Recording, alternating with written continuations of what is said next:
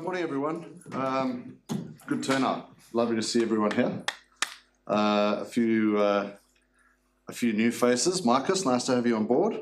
Thanks. Wes Gerrit, nice to have you back. Long time no see. Yeah, so this is a pretty intense session I've got lined up for you guys. So I hope everyone's feeling energetic. It's part of a new program we're kicking off at the Digital Hub, which is really inspired by the last couple of years of running these sessions and some of the awesome feedback that we got. We decided to double down. We approached the state government. They've funded a program over the next 3 years for us to run probably Australia's most awesome AI program. So there's obviously keen interest and fantastic to have the turnout. That's kind of what motivates me to do this stuff. And I think the most amazing thing is we've got so many people in this room now who can contribute to sessions and so forth. So you're going to be hearing less and less from me over time. But someone's always got to take the initiative. So this Tokenizer program, really, it's a full court press. And what I mean by that is we're really thinking about how do we help our whole community. We've all got skin in the game with this community. I think those of us that work in tech know that this is a really big deal. And we know that there are going to be winners and there are going to be losers. And really, we want as many people in our community as possible to be winners. And in that sense, I mean, this might kill us, but we're going to really try to run a pretty comprehensive program that touches just about every part of our community. So, of course, there's you guys that are members of the Hub. There are folks that are sort of building AI startups, people like Pip, Greg, and others that are sort of focused on actually building 0 to 1 startups with AI right at the core. There are digital marketers. We've got Glenn in the room somewhere. Where's Glenn? Glenn, who leads our digital marketing network called Reboot, is here. Any of the Masons here? No? Oh, there's Maddie Mason. Maddie Mason, part of that team.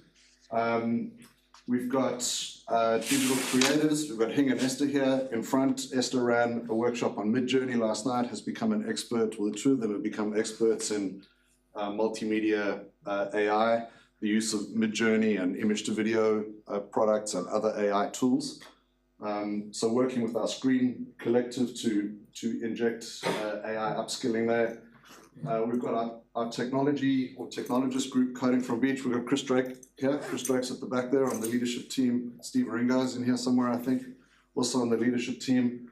And through those amazing networks that have been running for many years now, we'll inject, every couple of months or something like that, an exciting AI session. And we'll probably draw on some of the experts in this room to help us with that.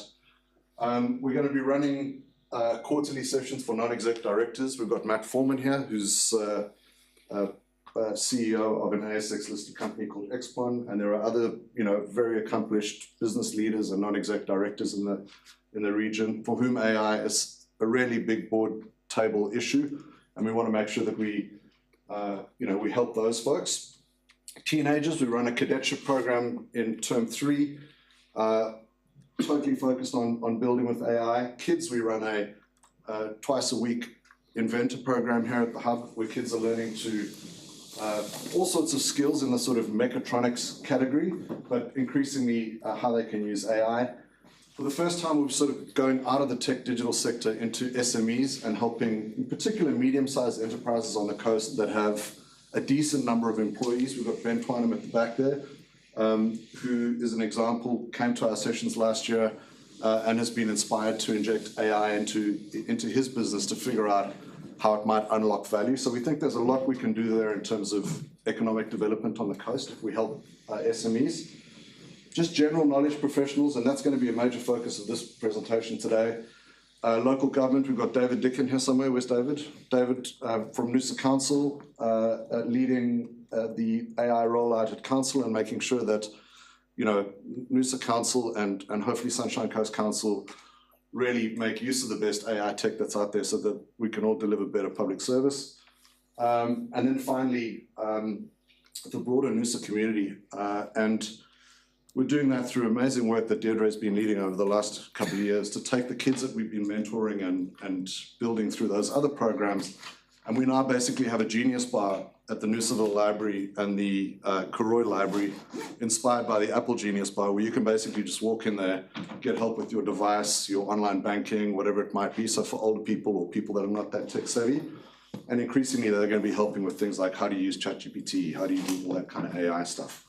Right, full court press, going to be asked. So when I say, hey, Chris, I need you to give a talk on this, or someone, I need you to give a workshop on that, that's what you're doing it for. So, I'm going to move quickly, and apologies in advance because there's a hell of a lot to get through here. Getting started with agents is the focus of the discussion today. Please scan the code or jump on the tiny URL so that you've got the deck in front of you, because we are going to be using it through the session. So tinyurl.com/hubfeb25. That should take you to this particular Google slide deck. There's a bunch of resources and stuff that you'll be able to refer to later as needed. Everyone got that? Okay, so today is week 1 of a 5-week sprint that I don't know what's going to happen after week 5, but that's as far as I could get. So week 1 of a 5-week sprint, and then we'll see. You know, apparently you're only supposed to do 2-week sprints. So week 1. So what are we going to do today? Today is Agents Part 1. I told you about the Tokenizer program. I'm going to then share some big ideas that I hope will inspire you this year. Sort of lenses through which to look at the world and look at tech and look at AI and look at your businesses.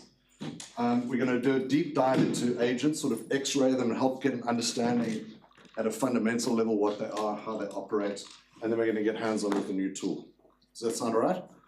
I mean, we could just jump to, hey guys, here's a tool, let's all use it. But we're technologists, like we need to be able to explain to someone in the street if they say to us, how does this stuff work? So I'm really hoping that we can do that today. And then,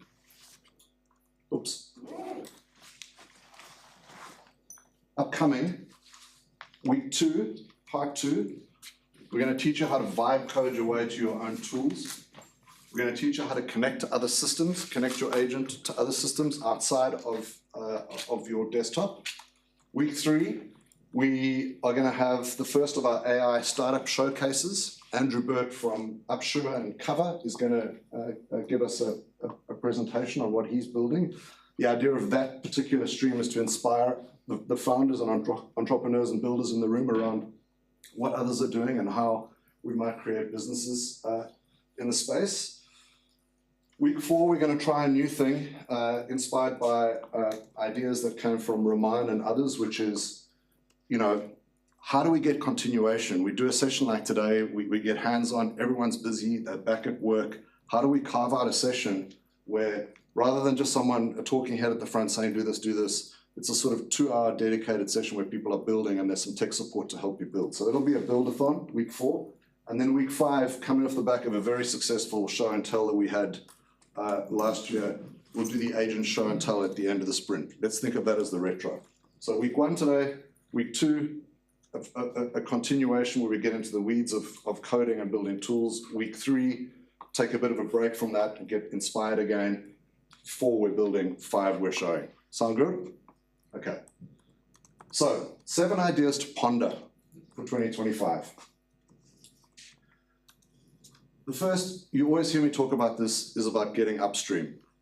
And getting upstream is this notion that if you're in the business of trying to build a company or take care of your family or lead your community or whatever it is, to some extent you have to understand or have a crack at understanding what's going to happen in the future. And the best way to understand what's going to happen in the future is to swim upstream to the people that are making the future. And, you know, we try as much as possible to sort of take what we learn there and pass it on to you guys so that you're best equipped to navigate the future. But there are others that are particularly well suited to doing this, particularly people that are running the big companies that are effectively shaping the world of AI, because everything's kind of downstream of that in tech now. So the 3 people in particular I want to call out, and I've put some resources here, and I really encourage you guys to listen to these podcasts when you get a sec. is Satya at Microsoft, probably the best sense maker in the AI space right now, and a guy who's just incredibly impressive. What he's done at Microsoft as a leader and CEO is beyond, beyond belief. He's a regular on podcasts, and what you hear from Satya is he's in the weeds. He's using the tools. He's reinventing his own workflows. He's not just some exec off in the clouds. Brilliant guy. You should follow him.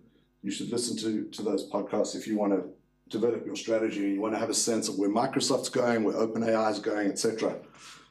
Jensen Huang, similarly, he's the CEO of NVIDIA. And of course, they're building the GPUs and the computers that are training these things. Brilliant communicator, and another guy who's kind of inventing the future. You want to listen to Jensen.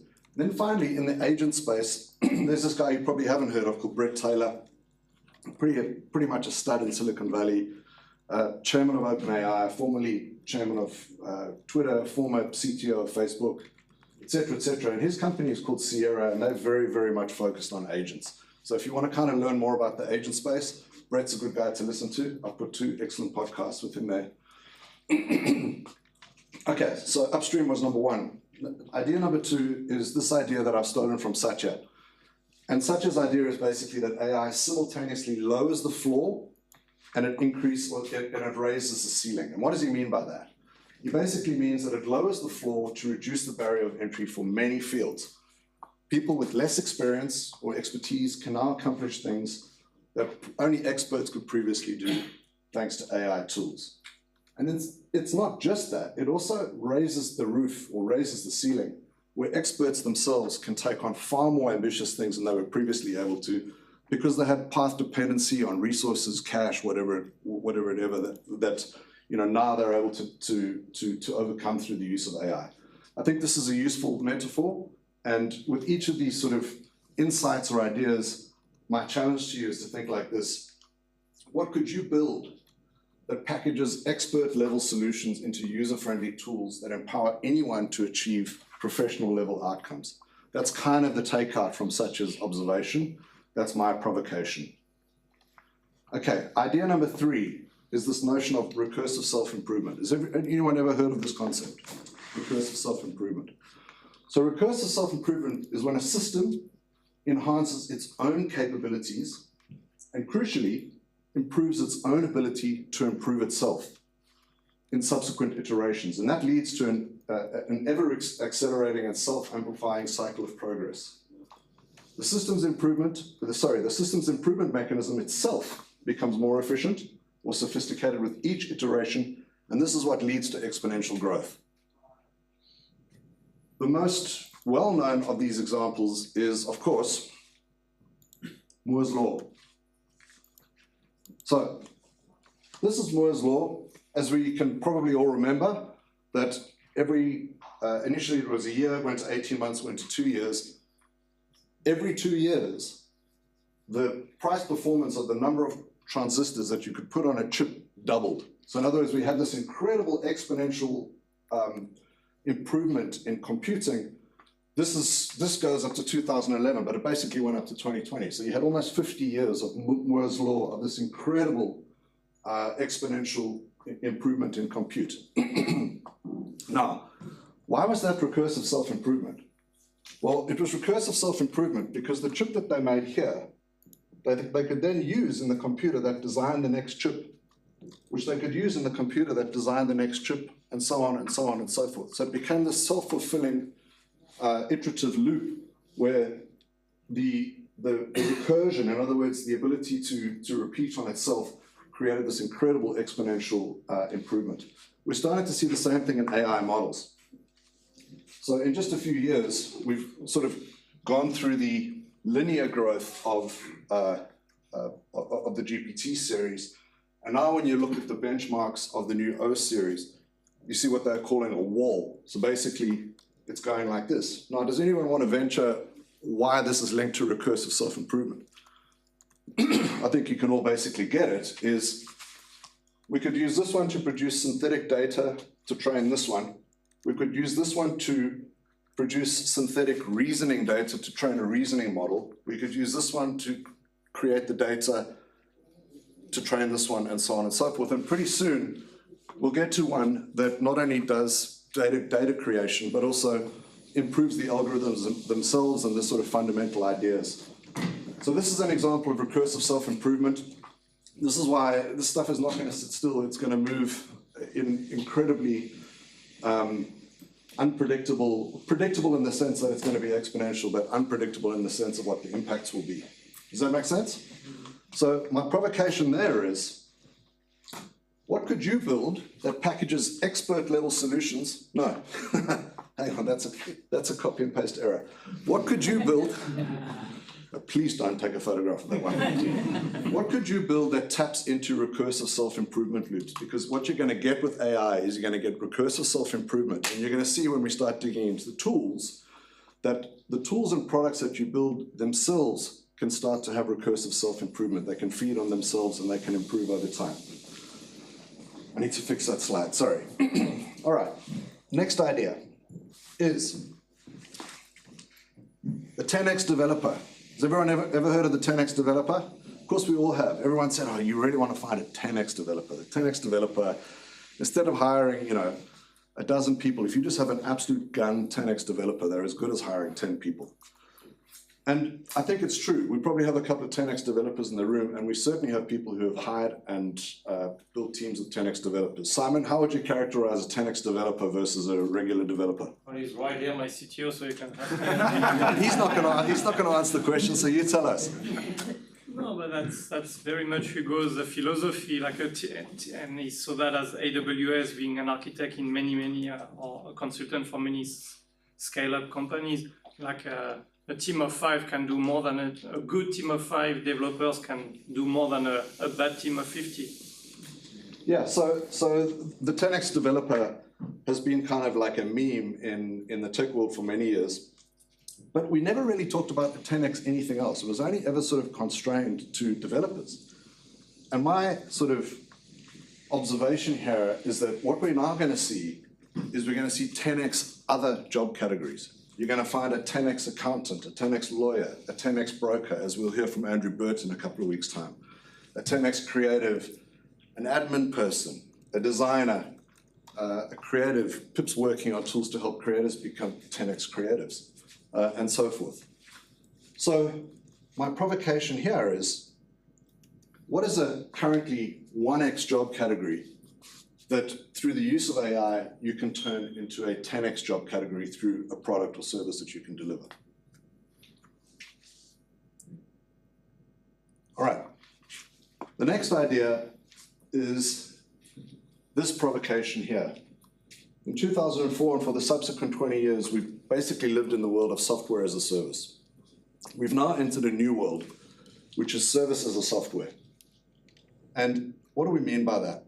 There's an absolutely fantastic article written by Sequoia, one of the leading VCs in Silicon Valley, that I encourage everyone to read. It's linked here. And the provocation is basically this. Service as a software. The cloud transition was software as a service. Software companies became cloud service providers. It was a $350 billion opportunity. But thanks to agentic reasoning, something we're going to be getting into shortly in the session, the AI transition is service as a software. Software companies take what was labor and they turn it into software. And that means the addressable market is not the software market, but the services market, which is measured not in billions of dollars, but in trillions of dollars. Okay, so that's the kind of provocation there. So pretty nice chart from them. That's the SaaS market. That's the services market. So this is a huge opportunity for the next 10, 15, 20 years, basically. This is where the total addressable market opportunity is for startups. The lens you've got to have on there is what is currently like a labor-intensive service that could be turned into software. And when we say software, we mean AI, agentic AI specifically. So cloud companies targeted the software profit pool, AI companies target the services profit pool. Cloud companies sold software per seat, AI companies sell work or outcomes. I think those are the main points there. So my provocation here is, what labor-intensive services could you turn into software? What labor could you turn into software through a product or service or startup or tool that you can develop? Okay, and then my final thought for the year is you don't learn and then start, you start and then learn. And if that's ever been truer, then in 2025 I'll be surprised. So I'm predicting by the end of this 5-week sprint, everyone in this room will be a competent coder. Okay? You don't learn to code and then start, you're going to start and then you're going to learn. All right. So, everyone okay? Any questions, thoughts before we get to part 2? What was the URL at the beginning? The tiny URL. Tiny URL, hub Feb 25. Okay. Part 2, a change to how we work. Now, I only feel qualified to give this talk because we've been down this rabbit hole for a couple of years, and we have Deirdre and myself and Kat, our trainee, but we actually have a whole team of agents that we currently use that make it possible to run a digital hub like this with 2 or 3 staff. When you come to our website, you talk to our customer service agent or inquiries agent called Hub GPT, where you can ask a bunch of questions, load it up with knowledge about the hub, and it'll answer you. Previously, something we would have to respond to emails with. Never put the phone number out there. Everyone wants the phone number. No phone number. Talk to the agent. Here's an example. Oops. Yep. This is an actual output from the agent. So someone's inquired. They're starting a company to build automated solutions for using robotic arms, blah, blah, blah, blah, blah. He's asked the question, how can I become a member? The bot's answered to become a member. You want to check out our membership options and criteria. We focus on this. Here's a link to the relevant page. Could you tell me a bit about what you do so I can help you better understand if the hub might be a good fit for your tech business or not? I'm starting a company to do blah. That sounds like an exciting venture. Our hub's all about supporting tech founders. But exactly what I would have said in a messaging conversation. It solicits and asks for the information that we're going to need in order to assess the application, and that person's off to the races. And then our little agent will then send us an assessment, basically an AI assessment of the membership application. So where we've created an agent that will take the form that you all had to fill in to become a member and judge that against a series of criteria that we've loaded into the agent, and then basically provide an impartial assessment as to whether the application for membership fits the membership profile at the hub. Chapter and verse about how it fits, how it doesn't fit, etc., etc. Very handy, something that would take a long time to do, and that is sort of very prone to bias.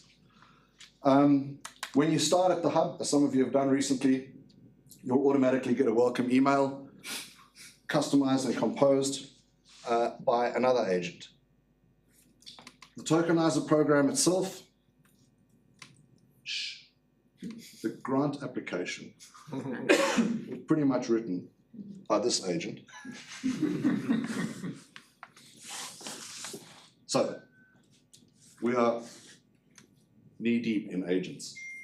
And that's been a lot of trial and error and a lot of fun, and it's taught us a lot through the process, and I personally have spent countless number of hours tinkering with agents. So I'm hoping to try to share as much as I can in this particular session. So the big thing I want you to think about is, we're founders and we're technologists and we're all that stuff, but we're also knowledge workers. And most people that you know are knowledge workers, and they do knowledge work. And this is the thing that is going to change so much over the next few years. And we want to be upstream of it, and we want to be on top of it. And that's what this is all about.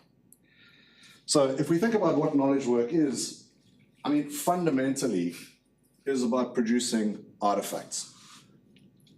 Tickets, research, analysis, invoices, budgets, quotes, plans, messages, notes, etc. Those are the artifacts of knowledge work. That probably covers 90% of them. That's what we are paid to do, effectively. These artifacts turn into money. An invoice turns into a payment. A quote turns into a contract. A contract turns into an invoice, and so forth. And that's kind of how the money flows. Without the artifacts, there is no money. How do we do that? We use a series of tools. We use a computer, but the computer is really just a meta tool, and we have a whole series of tools on the computer that we use. Messaging, a variety of desktop apps, the browser more and more and more, Office or Drive or equivalent, lots of point SaaS solutions, a sort of knowledge base or wiki, and if we're coders, we use an IDE or integrated development environment. That's the world of knowledge as it exists right now. And this is the world that's going to change, and this is the world that I want to be, and I want to help you guys be right at the edge of. The world that we're moving to is, if you've heard this notion that Tesla doesn't make cars, machines, it makes machines that make machines. The machines being the gigafactory. You make a gigafactory and out the other side come cars. Similar sort of notion here, which is that us as knowledge workers are increasingly going to be building knowledge workers that are going to do the knowledge work. So the tools, for the moment at least as far as I can see, will remain the same. Over time, that's all up for grabs. The artifacts may remain the same for a while. Those will change. But where our sort of value goes is around this, the orchestration, the instruction, very importantly, the taste, the ideas, the oversight, the curation, the priorities, the goals, etc. That's kind of increasingly going to be where the most effective people are going to, probably already today they are those, but what we're going to be able to do is get this incredible multiplicative capability where instead of just having a one-for-one output, you're going to be able to have a sort of one-is-to-many output. You're going to be able to use a team of knowledge workers to produce a lot more output. You're going to be a lot more productive as a knowledge worker. So now we're starting to get into agents. An agent basically is a bit of AI that, with access to knowledge, guidance from instructions, tools to perform work, and evaluations that can assess the outputs on the work, can be an ever-improving, recursive self-improving knowledge work or any kind of work capability or function. So those are the sort of four pillars as far as I can currently see it. So how do these things actually work? When we use an AI app today, ChatGPT, Claude, myriad apps that you can now use, Copilot, etc. What's going on behind the scenes is that that app is sending API requests to the cloud. Might be OpenAI's cloud, might be Microsoft's cloud, might be Google's cloud, Anthropic's cloud, etc. A prompt is being sent, the computation is being done by the LLM, and a completion is being sent back to the client.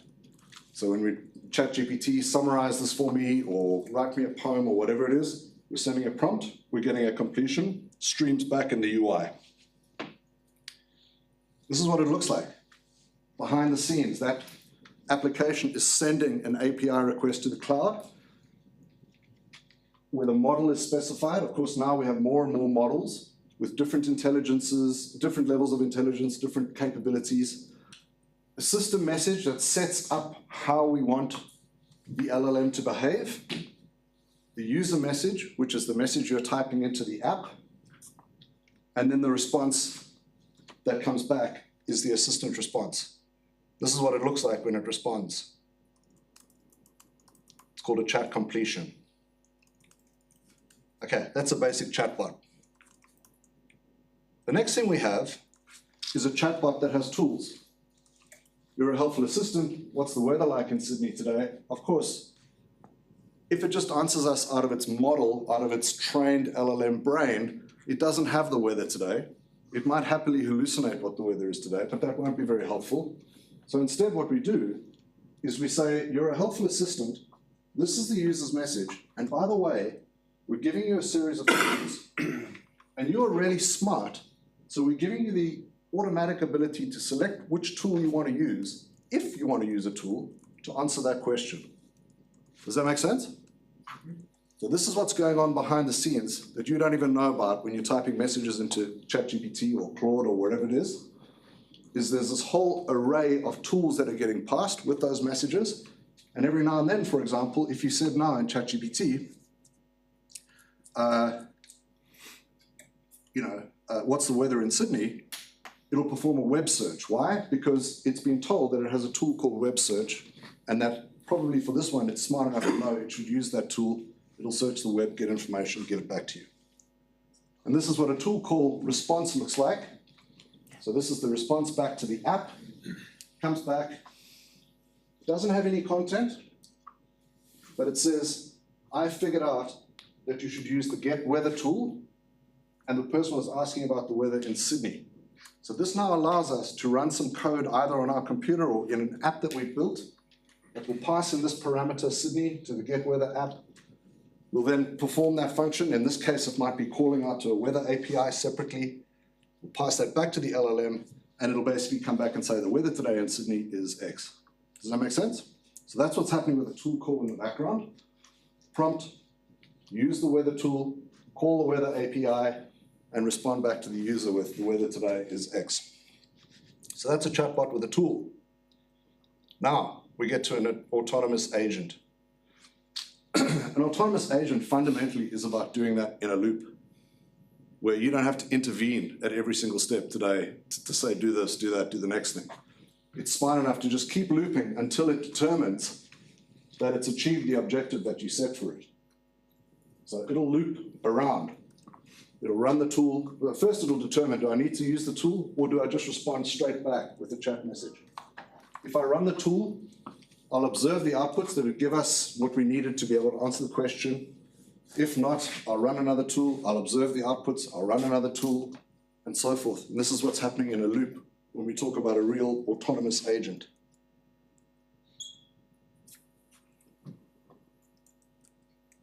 Now, what if that same thing, that infrastructure that we now have in place, had access to a series of tools that were less trivial than get the weather?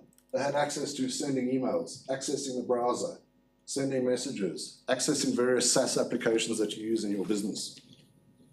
Well, then you could start to automate and orchestrate all sorts of different workflows that are highly proprietary to you and to your business. And that's kind of where we're going here. To do that well, it's going to need knowledge, as we mentioned earlier. So if you say, please send an email to so-and-so, well, how does it know who so-and-so is? It needs access to knowledge in the form of your CRM or a file or something where you recorded that information. If you say, please write a 4-page memo on such and such a thing, and then message it to someone, well, we know that it can write stuff, but on such and such a thing, somewhere in the knowledge base, it needs to get that information. It'll then write what needs to be written, and then it'll email it to the person that you specified. You do that in a loop, as we're about to see. Now suddenly, what we have is we've got this thing producing the useful artifacts that we previously would have to do on a one-on-one basis. We would have to do all of those things individually. Go and collect the knowledge from here, sit down, open a new document, type it out, email it to someone. And what we're really doing, instead of doing this, what you might call busy work, is we're setting the goals, we're assessing whether it's doing the job properly, we're applying taste, we're setting the sort of broader objectives. Part 4, let's get hands-on and build an agent team. Is anyone using ChatGPT or Claude at the moment? Great, you're amongst 400 million monthly users not using these apps. Really, where we want to get you to is, you've been doing that for 2 years, people. It's time to become a builder with AI, all right? So this year is about building the knowledge worker agent to do your knowledge work. Don't just be a user, be a builder. At the moment, many of us are just users of ChatGPT. We need to become builders. So we're going to build an agent, and then, of course, the thing my main driver for the entrepreneurs and the builders and the founders in the room is, using it for your own purposes to become a better knowledge worker is awesome. But the thing we really want you to do is to create a company. or use it in your own company and provide a service or product that helps many others do that, because that's where the opportunity will be, where the jobs will be created, and where I'll get my bonus. Use it to turn labor into software. So we're going to introduce you to this thing called Cursor today, for those that haven't used it or heard about it. And it's built as a code editor, but I'm going to get you to try to think of this not just as a code editor, but more like an agent workbench for doing all of your knowledge work, of which coding is just one particular type of knowledge work. What is Cursor? Well, for one thing, it's the fastest growing SaaS of all time. It's gone in 1 year from $1 million to 100 million in revenue, which is faster, as you can see, than just about every other SaaS company historically. And what you're actually seeing, to reference an earlier idea, is you're seeing recursive self-improvement, because they've done that with a team of 20 people.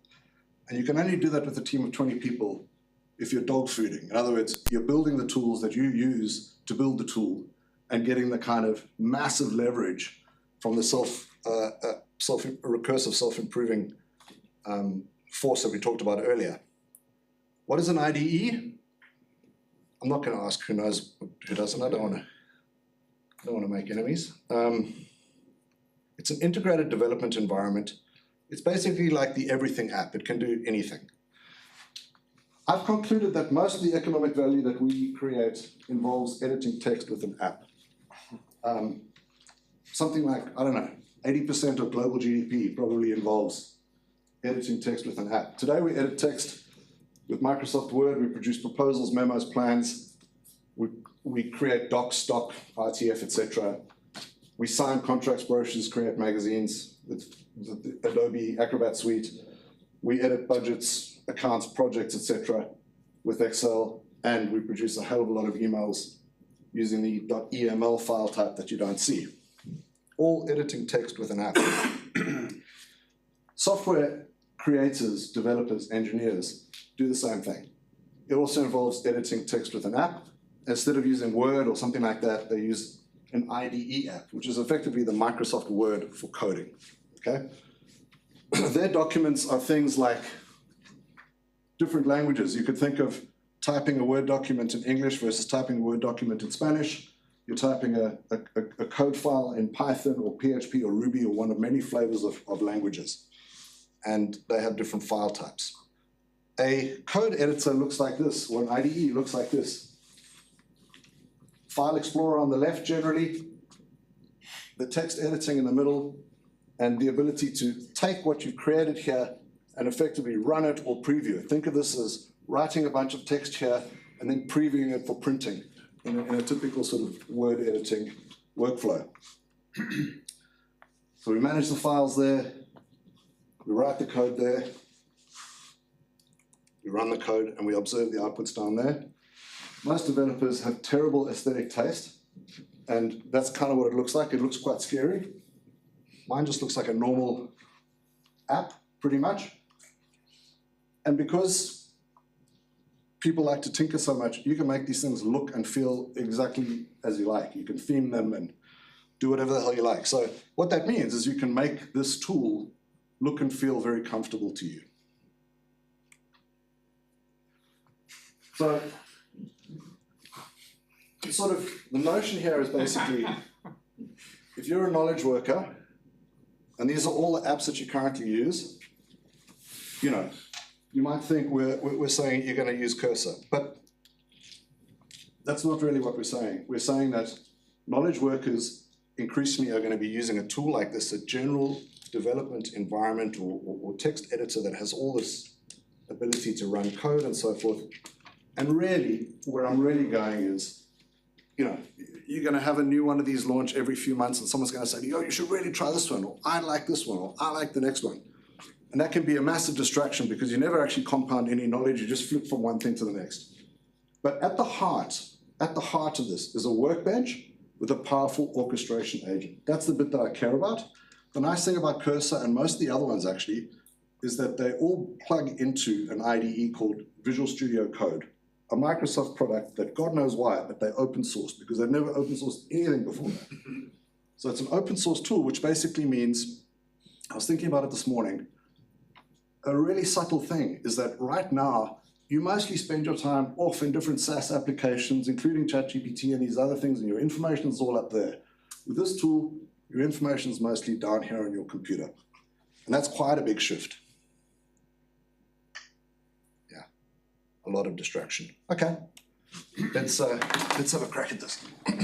Any questions so far? Okay, so has everyone got the Cursor app installed on their computers? Yeah. I'm going to give you a quick tour first through the application. When you first launch it, you'll see something like this. And I'd encourage you just to hit Open Project, go to your desktop, let's say, and create a new folder. Let's just call it Tokenizer Demo. Let's open that folder. Okay, because now I can sort of give you the tour.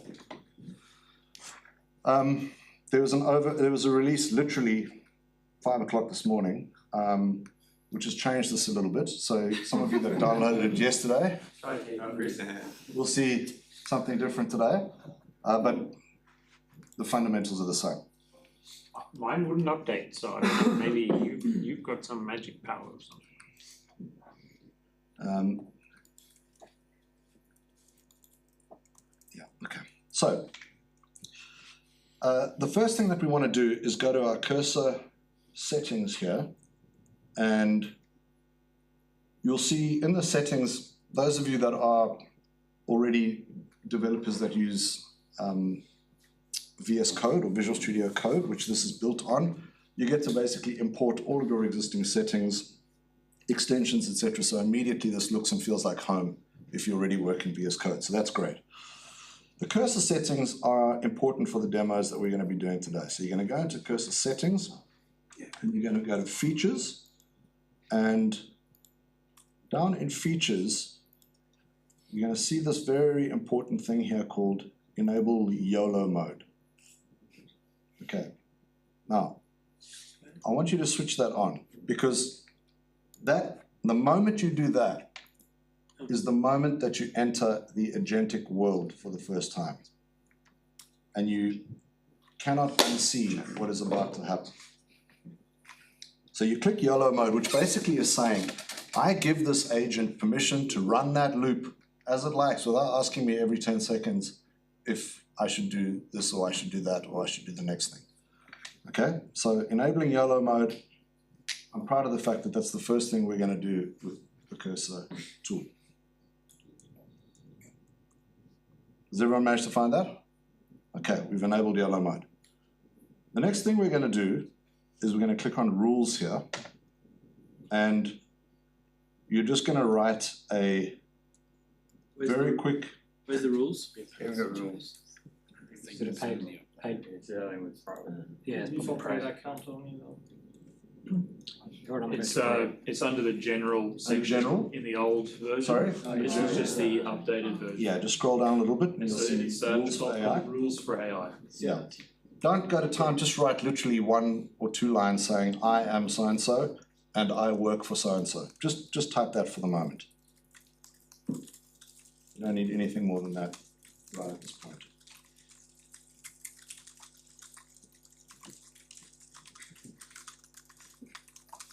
Okay, let's continue the tour. On the right-hand side, if you don't already see this, there is a button up the top here that opens up the right-hand chat or agent pane. And if I take this off, that is just Visual Studio Code as it normally looks, a normal IDE. Now we're basically able to engage with an agent in here. So we'll come to this in a second and we'll go in detail through that. We have our files on the left-hand side here. And so this is going to populate with files as we build them and as the agent builds them across the toolbar here. Everyone keeping up? We've got creating a new file, creating a new folder. Those are the two that you've got to worry about. You can search for files as your directory grows, your directory of files grows. So to start with, why don't you just click on add a file, and let's call this file test.txt. And you can just say this is a test file. Next thing I want to help you all with is if you go to back up to cursor settings here and go to VS Code settings, I just want you to drop this box down where it says autosave to on focus change. Okay. On focus change means that when you're editing something, the minute you take focus off of that, it's going to save that file. So you never have to worry about, oh my God, I typed all this stuff, I lost the code, you know. So that small, I'll be accepting tips later for that. On focus change. Okay, we don't have to play with any more of those things. All right. The next thing we're going to do is we're going to go back to the cursor settings here, and we are going to go to rules, which I think in the old version is under features, if I remember correctly. Yeah, and if you scroll down, you'll see a thing called project rules. Does everyone see project rules? Yeah. Okay, I want you to add a new rule. It'll pop open this little dialog at the top, and let's just call this main, and hit enter. And you'll see that when you've done that, it's going to add a folder there called .cursor/rules, and it's going to add that file called main.mdc. MDC for the techies is markdown cursor flavor, which basically provides like a little, really a structured area to put some front matter or some sort of instructional content in there, which I'll show you in a second. And in here, let's just call this main rules at the top. You can get rid of that content.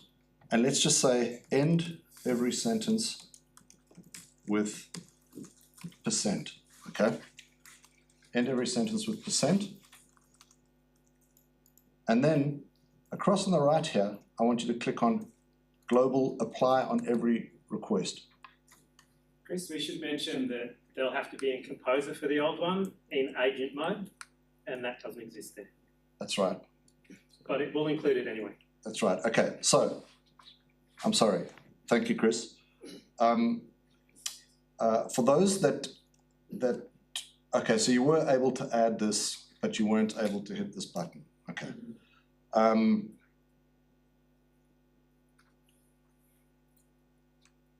want you to put in here star, which is a wild card. I hope this is going to work. I don't have that option. You'll have it, it's called globs. Oh, globs, yeah. Yeah. So what that is basically is, and we'll get into far more detail, you know, next week on this, but what that's basically saying is, I want this particular rule to be passed with every single request, okay? So over time, this main rules is going to be the sort of instructions that you're giving to your agent that will be kind of like a map of various things that it has access to, okay? So, and I'm gonna demonstrate it in a moment.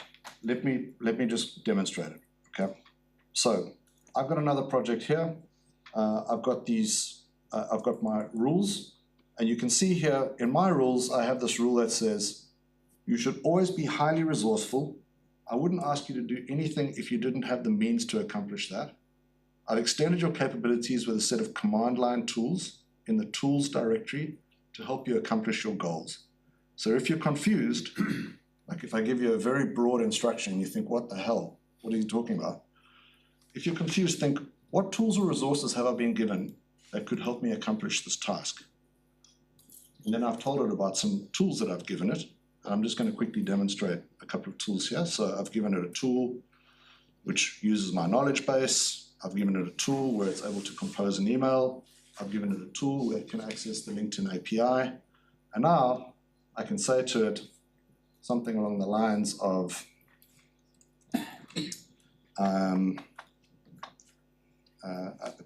Twitter, I could say, and in my Twitter rules, I've said something like, I'm an avid user of Twitter, it's where I get my news, etc. I have some key lists that I follow, and I use Twitter favorites as my bookmarks for things I find interesting. So I could say to it here, what have I found? This could be very embarrassing. What have I found interesting this week? Please put it in an email to team at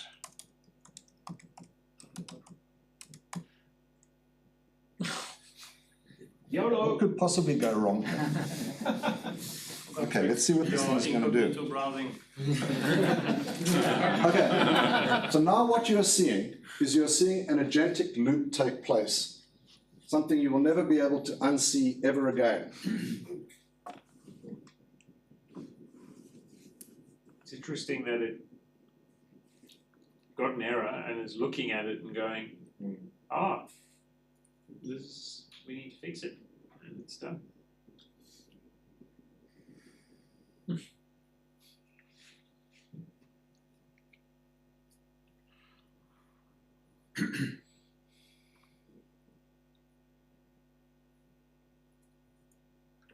Often makes that mistake.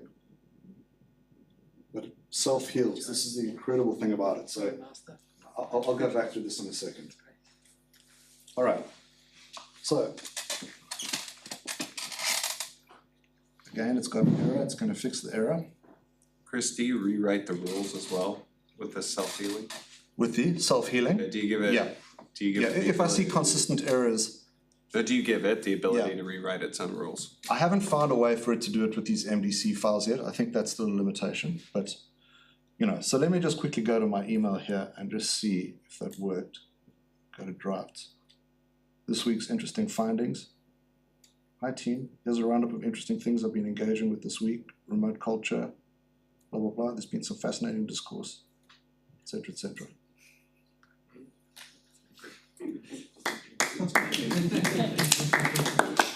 So, the bits of the puzzle, if we go back to the presentation, and we're not gonna, obviously it's a lot in one session, but we're gonna help you get to the point where you're doing the same thing pretty quickly.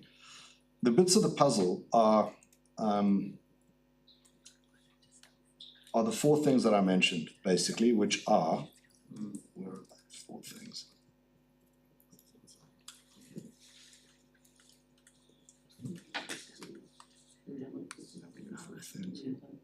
Here, the four things. I need to keep going back to these four things. So, what you saw were instructions that I provided in the form of those rules, where I said to it, this is you and you're resourceful, etc., etc. In those instructions, I mentioned to it that it had a set of tools. The tools, it had access to some knowledge in the form of my Twitter favorites. And this is a good point for us to keep going with the demo.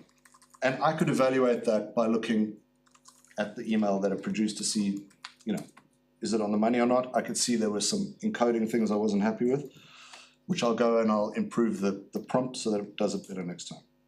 Okay, so let's go to the demo. And we now at least have a placeholder for some rules. We don't have any tools yet, and we don't have any knowledge. So, and we're working on different versions of Cursor, which is a little bit painful. So what we're gonna do is, if you go to this website, peregianhub.com.au/llms.txt, you'll see this is another interesting thing I can tell you about, is this is a version of the Digital Hub website specifically created for AIs. Increasingly now, you have to have a version for humans and you have to have a version for AIs. So you can see it's pretty much just a text file that we've created specifically to help an AI that comes to the website get access to the key information that it's gonna need to be able to answer questions in ChatGPT, Claude, et cetera, et cetera, et cetera. Okay, so if you go to that and you just Command A, Control A, select all of it, Control C, let's go back to our, Sorry, Chris, is having this text on your website like an SEO Yeah. optimization? it's called, is it AEO or something like that, Agent Engine The Optimization? equivalent of the text Yeah. file for search engine, basically, Yeah, or the robot. it's an emerging standard, and Ian Hansel sitting over here as the expert, he can tell you all about it. experience. But yeah, you should all be developing this over time if you have a serious website. So yeah, that's just another bonus thing to learn. And then let's create a file here, let's just call that hub.txt for now. And let's paste that content in. Okay. We can now get rid of this test.txt. Delete need to trash. So now we've got one called hub.txt, that's all we really need. And let's see what this thing can do. Let's say to it, let's go to our rules, and I'm gonna say in my rules, when I ask you to build, why don't I do this in the slides and you can just copy and paste this across. Okay, I'll do it right at the very beginning here in the second slide.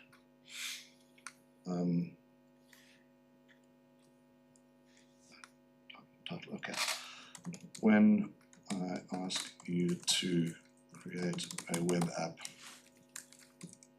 make it pure HTML, CSS, JavaScript, use hosted Tailwind, and yeah, let's just say that. Okay, that's on slide 2. You can just copy and paste that into your rule here.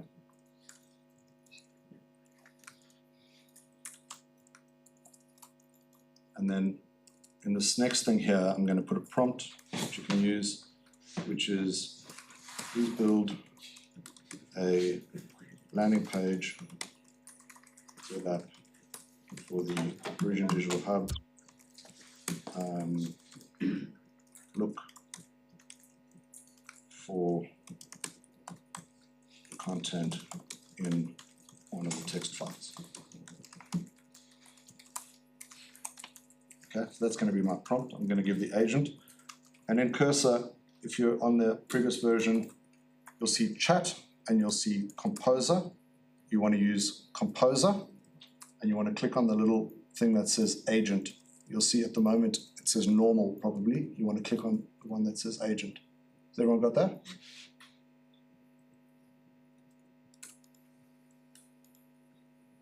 All right, let's see what this thing can do. Yeah. Do we keep that rule in that said end every sentence with percentage? Yeah, in fact, yes, do that. Keep it Do in. that because why have I done that, do you think, JB? Just to test that it's honoring the rules, to test that it's actually picking those rules up. So it's a quick way of testing that your rules are being picked up, to put little things like that in to see, is it actually picking these rules up or not? Because it isn't transparent to be able to see exactly what's getting sent to the LLM each time. So that's a way of debugging your rules to see, is it picking this stuff up? Okay, so I'm just gonna ask it to get going on that. And what I'm hoping, I'll help you build a page. Great, I see a hub.txt file that likely contains the content. Let me read it to understand what content we should include in the landing page. So it's going to read that file. Based on the content, I'll create a modern responsive landing page. I'll use HTML, CSS with Tailwind as per the rules.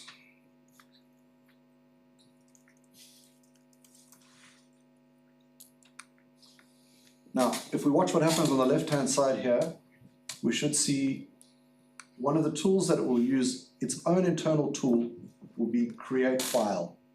So it'll create a file, it's generating the HTML, it'll put that in that file and you'll see it magically appear in a second over there. Hey Chris. Yep. It's saying to me that I can't see the text file. Can't see the text file. Make sure you've got it on composer mode and agent. You have to start a new one if it's hidden, because once you've picked the wrong one, you can't change it.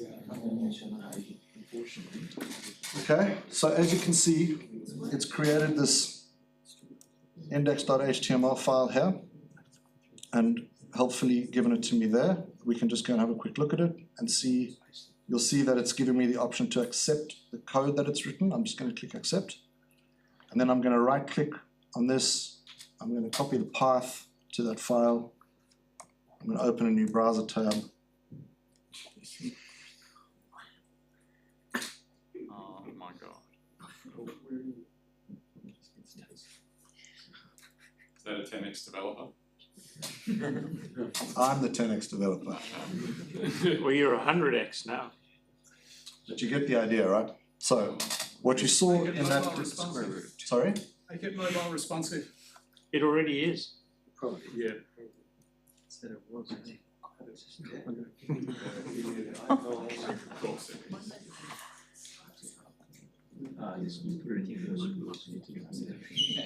How is it?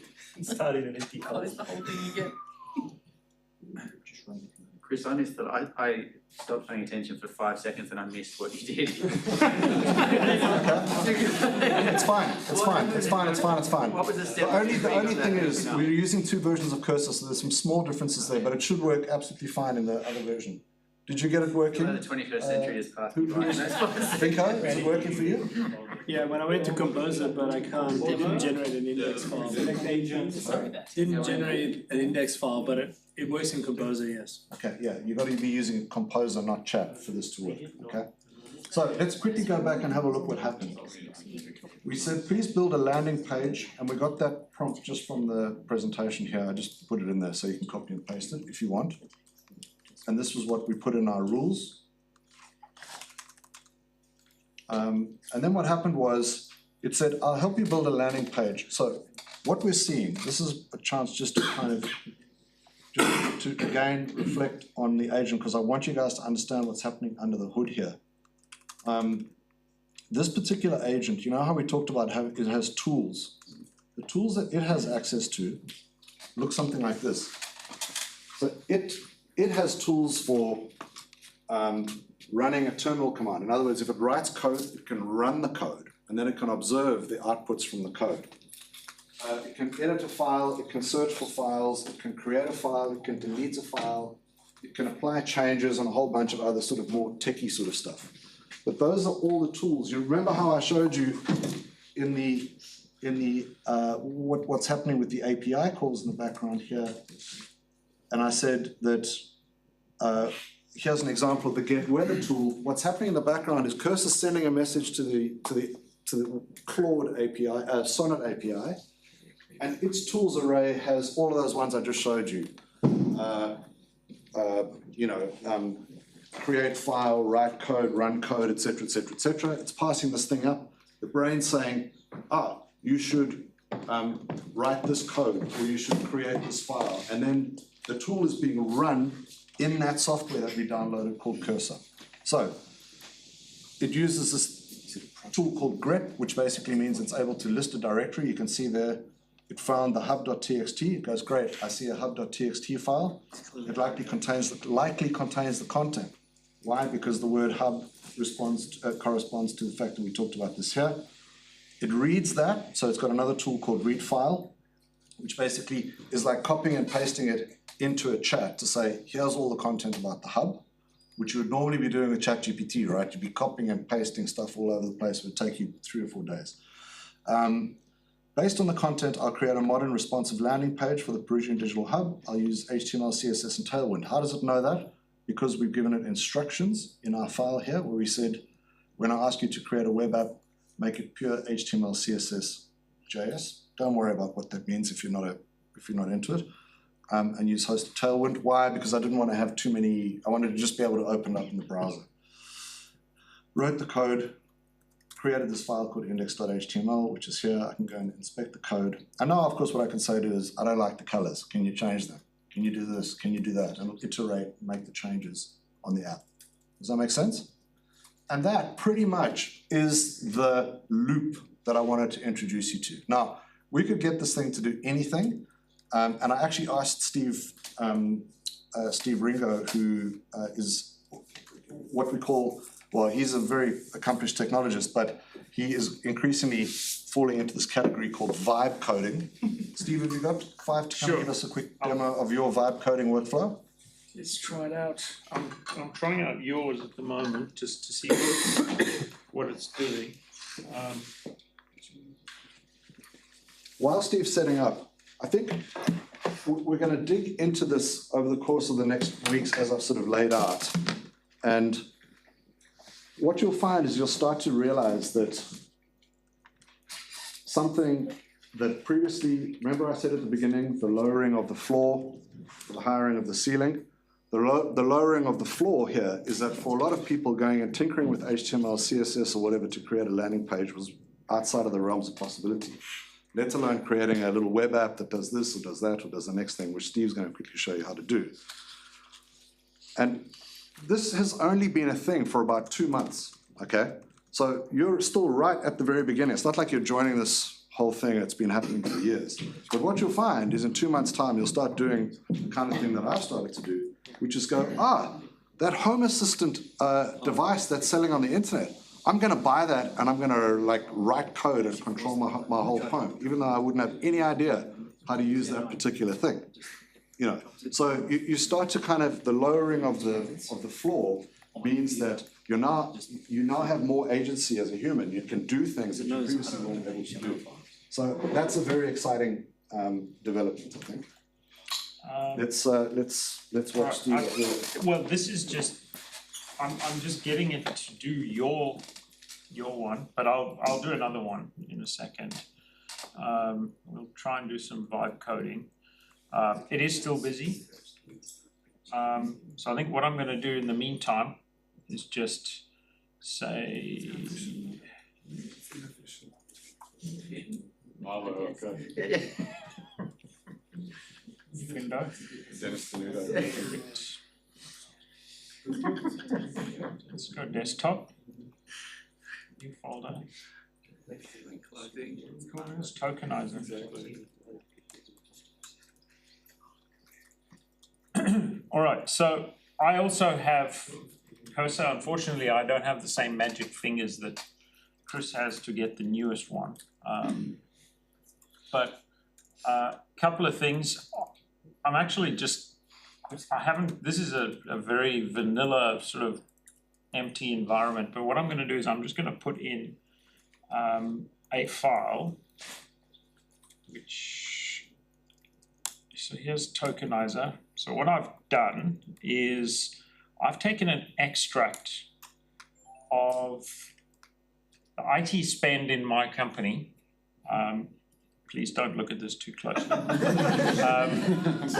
Over the last, I don't know, in 2024. So basically there's just a whole bunch of line items here. So right from January to December. I haven't, had a chance to kind of look at this in a lot of detail. And it's like, all right, what can Cursor do with this? Like, what kind of analysis can it do? So what I'm doing is I've stuck that just quite literally into the root folder of where my project is. And one other thing, let's just make sure that this is working.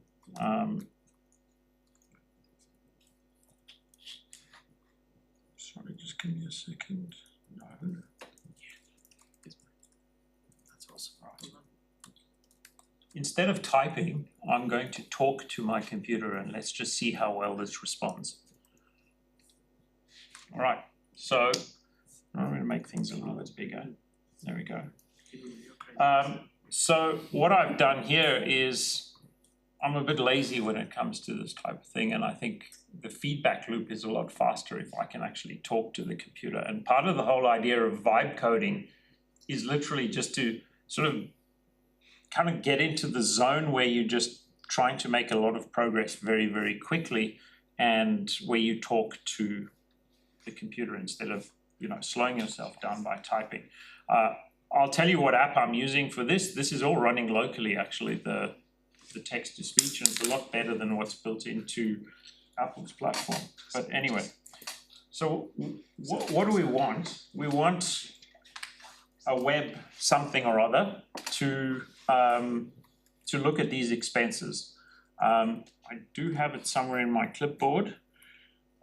Here we go. So this is a prompt that I used previously, which is create a dashboard using Tailwind with Daisy UI and produce some interesting analysis of the data that you've just been querying. So let's just say of the data in the CSV file. Just a sec there, Steve, could you just show us what tab completion is, just so people can see that too? Yes, so you'll see that as I'm busy writing the prompt here or typing it in, it's even auto-completing. It's sort of trying to sort of second guess what my next step might be and give me some sort of suggestions as to what the next thing should be. So what it's saying here is, oh, well, it's figured out. The data is in a file called data.csv. Well, it isn't, but we can go and fix that. The dashboard should have a sidebar with the following options: vendor, month, year. So it's just kind of, it is making it up. I don't have to accept it if I don't want to. In this case, I'm not going to, but let's just not complicate things, but let's just say in the CSV file. I'm not going to tell it which CSV file, let it figure it out. And I'm interested in things like how much is at each vendor in each month, because I'm trying to create a budget for 2025. And it would be good to get some sort of projection about the likely spend over the next 4 quarters. I don't know what that was. That was me speaking. Oh, okay. All right, so it's done some more suggestions and so on, but what we're gonna do is let's just go in here. And now, what we could do is we could say add context and then just type in this IT 2024. And so we is it doing, yeah, it is. It's actually then saying, all right, that must be the CSV file that I'm talking about. So let's just paste this in and let it run. Then you might need. I need agent mode. Yeah. Sorry.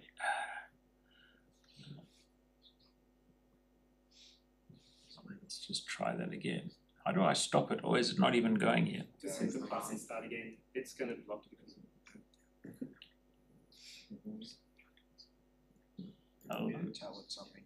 We may have something going on this one as well, so You maybe. can't have the chat empty, you need to actually say something in the chat. It's pasting it as code. You want it to not paste it as Say code. Recognizing the clip from. Or say read this and do You need to this. say something, just dot whatever. Ah, gotcha. Command Alt V, Right. paste it without formatting. You gotta do something. Okay, no, it had picked it up. All right, so what it's doing now, I actually did give it an instruction earlier that I prefer Python. So what it's doing is it's now creating an app.py, which is kind of the actual application itself. It's decided that it wants to use Flask and Pandas and Plotly and Python date util and a few other things. And what it's done there is it's gone and stuck that into a requirements.txt file. And even though it does say accept, reject, or I can accept file, because we're running in this sort of YOLO mode, it is assuming that I have accepted it. And so now what it's busy doing is it's, on this side here, it's written a server app. So it's reading the CSV, it's doing some date conversions, it's putting in some functions to calculate vendor spend and calculate projections. It's come up with a route to / which basically just means the home, and it's running some functions to then return to the front end. So here it's now running the front end. So there was some issues. So it's saying found lints. In other words, it's checked the code against some rules engine, and it's also created a README. All right, so let's just see would you like me to, okay. All right. So now how do I run this?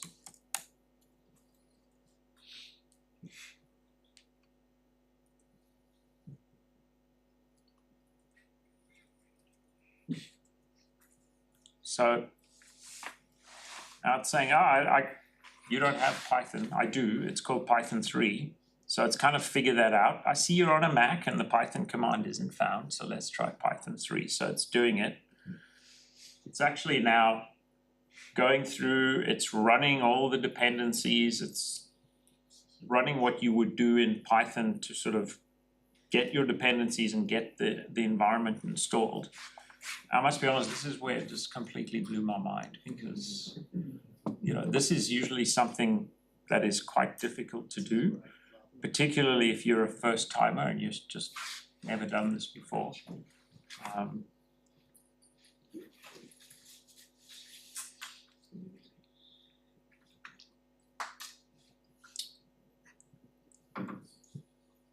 So what we're waiting for now is actually not really the LLM, we're waiting for the install of these Python things. There is a solution to that, by the way, which is, there is a better Python package management system called UV, but I haven't told it how to use that, so.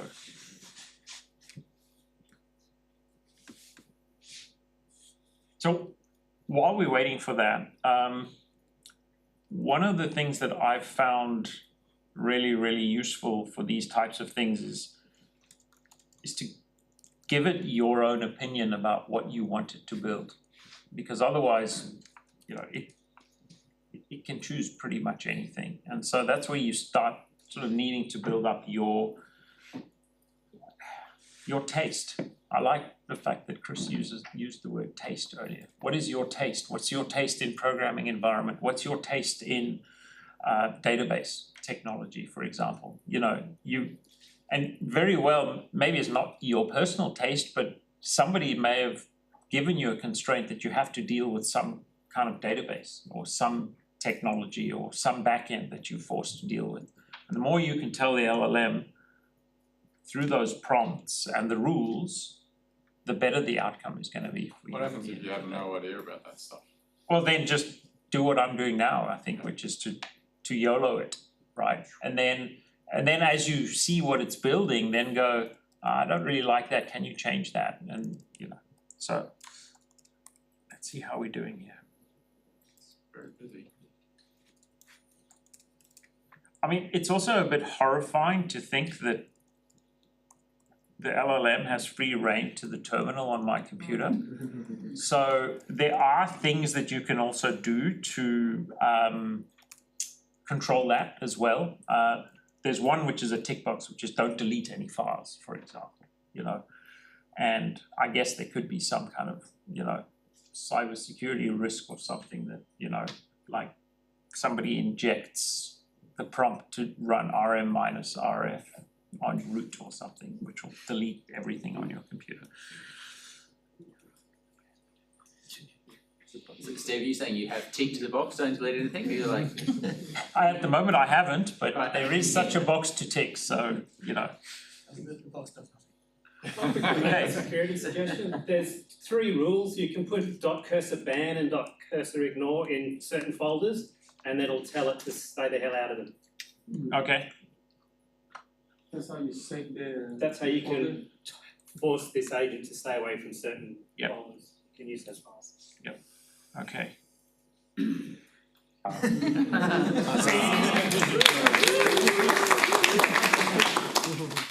All right, I mean, just, that is, I just gave it a CSV, I mean. Paying Amazon way too much. So, yeah, we spend a lot of money on Amazon. Don't do it. Okay, so, look at that. I think that's bloody impressive. I mean, we had a little bit of a false start. Is it responsive? It is, sort of. So, Just a vibe iteration, Steve. yep, I was gonna say. what do you want to do? Why don't we do some sort of filtering? Just look at the UI quickly. All right, what about, let's say filtering Is there a table? on a mount on the table. There isn't a table. Maybe I'll ask it to show a table. Can you add a table at the bottom that shows total spending for the year per vendor? Yeah, or like a drill down from any of those segments to show the raw data. Right, just, there we go. I mean, I didn't even type it. I held my finger on the function key for a second, so.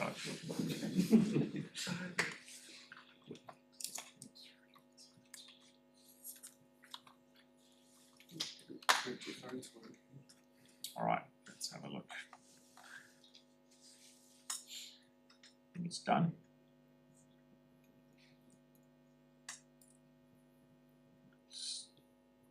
No, it's still busy. Do you ever need to do the accept file? Like you said, it just assumes.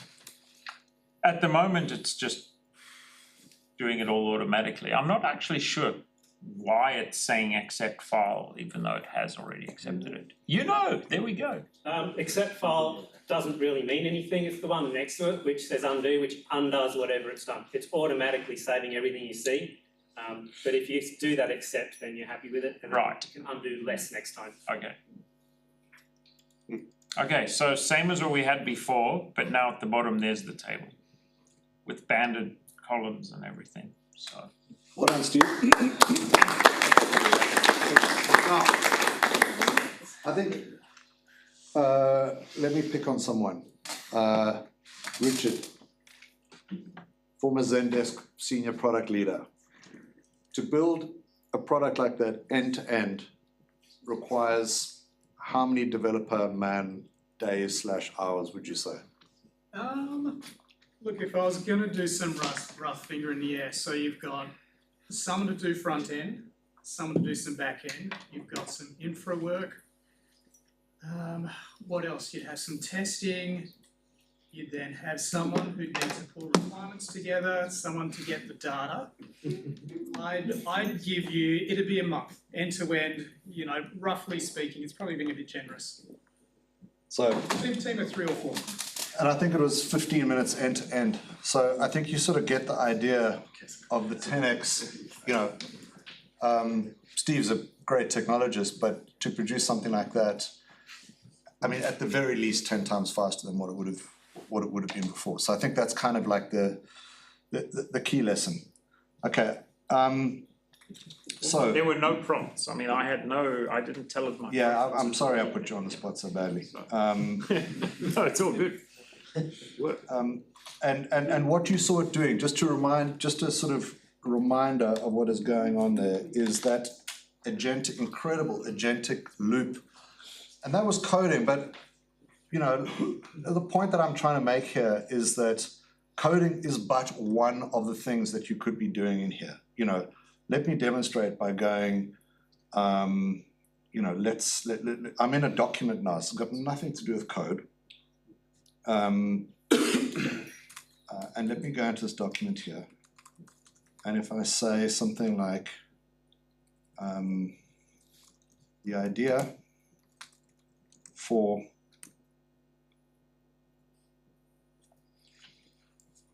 it's going to complete. Maybe it doesn't do it.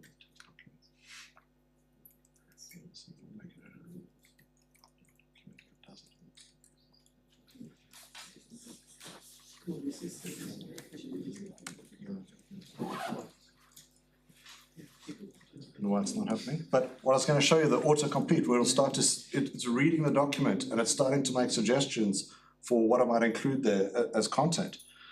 The normal sort of stuff that we're using ChatGPT for, I can of course do here. So I can hit add, start a new chat, and I can say, what are the 5 most important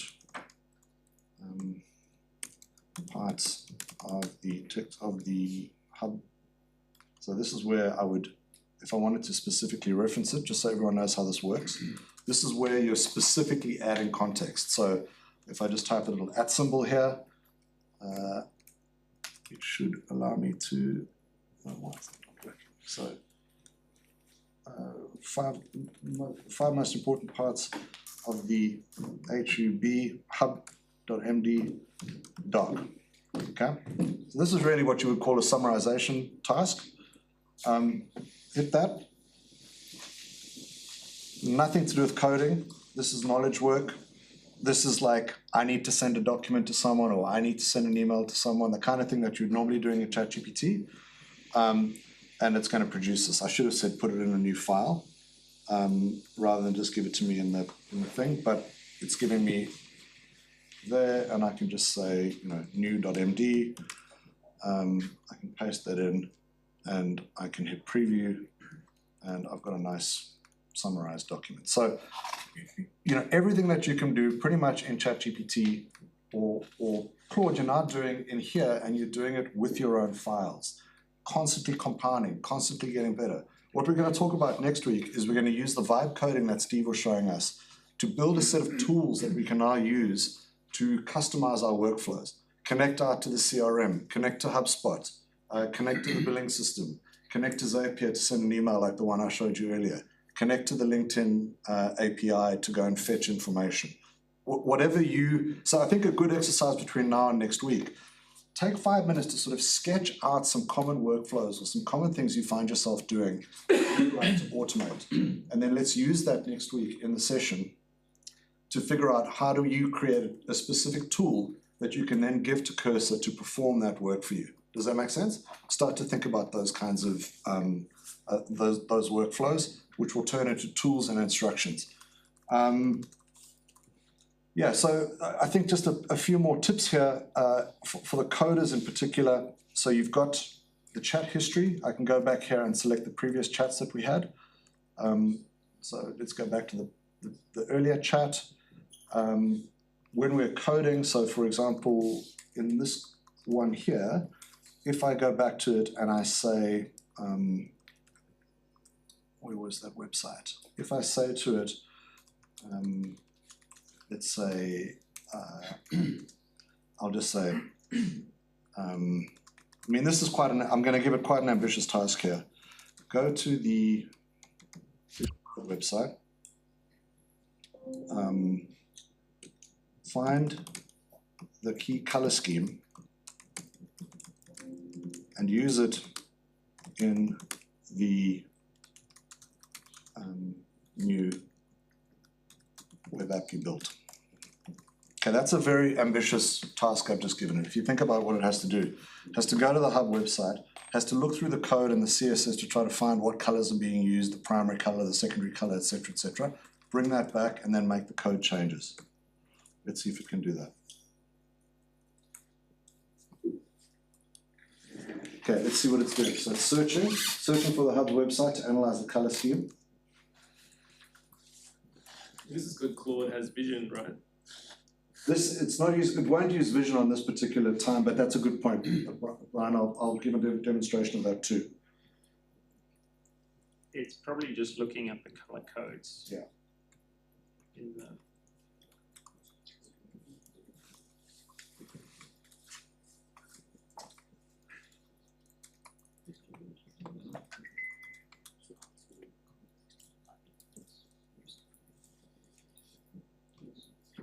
So one of the things I'm encouraging people to do, if you're maintaining a legacy code base, let's say you're maintaining 5 websites for clients or whatever it is, or your company website or something like that, open up the repo of your company website, get the composer to analyze all of the code and write a guide for itself that explains to itself everything in the repo. And then you could say to it, add a new section, add a new page, add a blog, add this, add that, and it'll go and do that once it's familiarized itself with the code. So let's see if it's got this right. Primary color deep blue, slightly lighter blue, accent color light blue. Okay, let's see. There you go. Yeah. So that ability for it to use the web tool in that case, to go out, peruse the code on a given site. So I'm gonna be a bit cheeky to it and say, look, nice try, but that's not really. Let's go to the build page or something like that.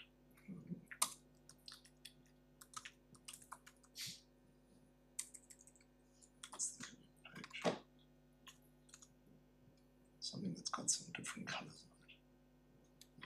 Maybe I'll go to the new one. What about just taking a screenshot and pasting Yeah, it in? I'm gonna, I just wanna find something that's got some different colors on it. Okay, so I might go with something like that.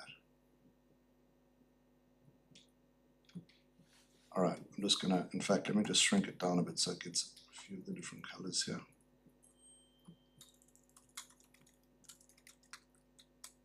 And then what I can do is I can just drag and drop that into the chat here, the screenshot.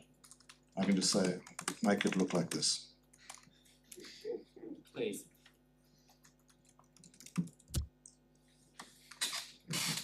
You wanna be gold star next to name in AI, takes over. He was just. I noticed the screenshot shows a dark theme with a gold-orange accent and a focus on AI content. I'll update the design to match this style.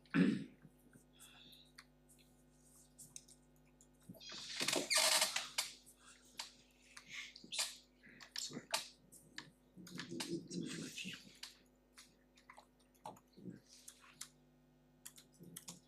Okay, making some changes.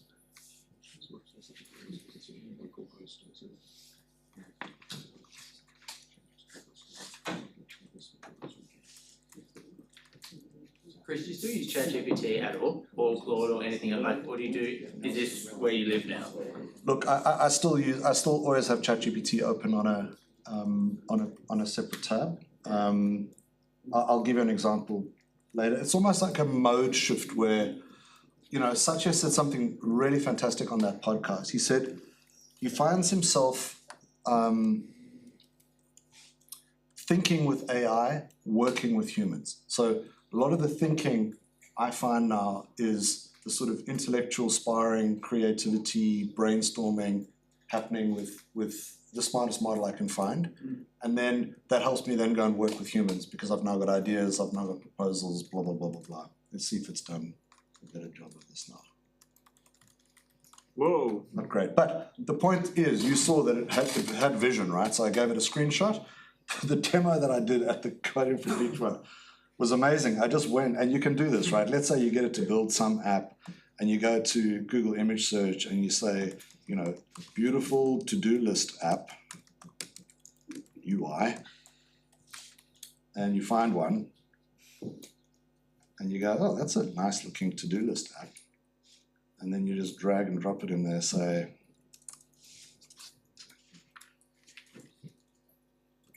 image has. Say, I don't like it.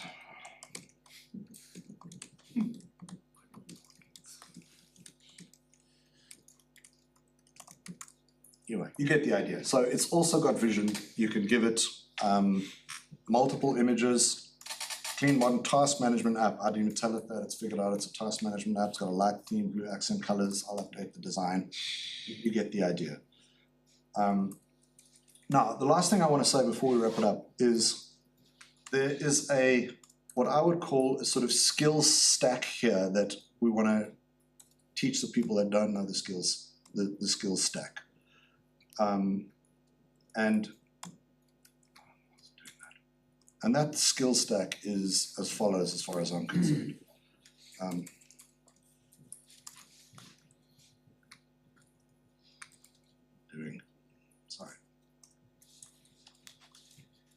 There's some basic stuff that if you want to be able to do this and feel some level of comfort around it, a few things you need to learn. The very basic one is learning Markdown format. So Markdown format is in the name. HTML and all those sorts of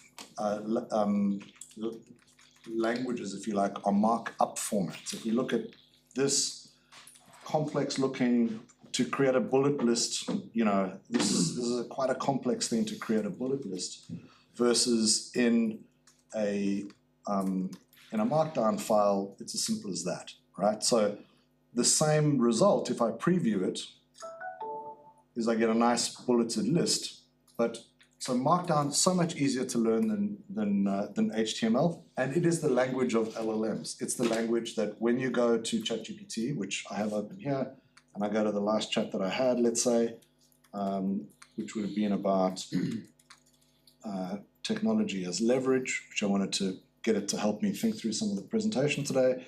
If I go here and I copy this and I go and paste it into a new file here, you'll see that this is what it looks like. Okay, in ChatGPT it looks like headers and it looks like bullet points and bolding and so forth, but this is actually Markdown. This is how it uses very simple notation that when we preview it is beautifully formatted. So that's one of the things that's very useful to learn is Markdown.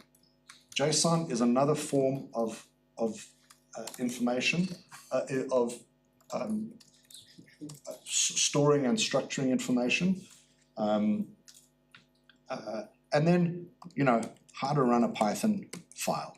I think if you can get some comfort around those three things, and all the other stuff that we've shown you and a bit of practice, you're gonna get to the point where you can basically build any tools and have some comfort around what's going on under the hood. So the good news around that is, we've got some awesome and helpful people at the hub. We've got two of our summer migrants here. Jeff Bowen, please put your hand up. Jason Taves, hand up. These guys are escaping the freezing cold US East Coast winter out in Australia, and they come out each year. Both very accomplished technologists. Jeff, formerly one of the early mobile developers at Facebook. Jason, who's an AI founder and been working in the AI space for a long period of time. Both awesome guys, effectively here on holiday, at your disposal. We've got a residency booking thing. If you just go to peregianhub.com.au/residency, you can book in a session with Jeff or with Jason. And on Fridays, we have Oscar Lloyd, who's our young cadet who's here the whole Friday, and his job is basically to teach you these things. So book in a session if you want to learn any of these things. Book in a session with Oscar on Friday. If you need a bit of help, Jeff and Jason have both got some office hours. So we're not just saying, hey, go and learn all this stuff and not giving you the help to do it. So that's all part of that Tokenizer program. You've got access to assistance. And if you're interested in the creative stuff, we've got Hing and Esther here every Monday doing amazing stuff with AI creativity, video creation, image generation, filming, etc., etc. And in the back room, we've got Lincoln. And Lincoln, who's filming this and editing this for us, is available to onboard you into the podcast studio and help you with AI video editing and so on. So I think that's a lot, but I hope it sort of inspires you on the one hand and sort of gives you just enough that you can play with this over the next few days. Let's come back in a week's time. We'll really have our act together to help you. If you have a think through what tools would be useful to start to build, and you have a think about some key knowledge that you would want to give this agent to be able to start to do useful work for you. It isn't just about building apps. That's not really what I'm saying. It's about general work that you need to do. But that typically involves, connecting, updating the CRM, sending emails, all the things that I talked about earlier. So, let's sum it up by saying the objective here is, basically this. We want to get to this. We want to help you build, you the knowledge worker, move one level of abstraction up, build your team of agents so you can get a hell of a lot more done.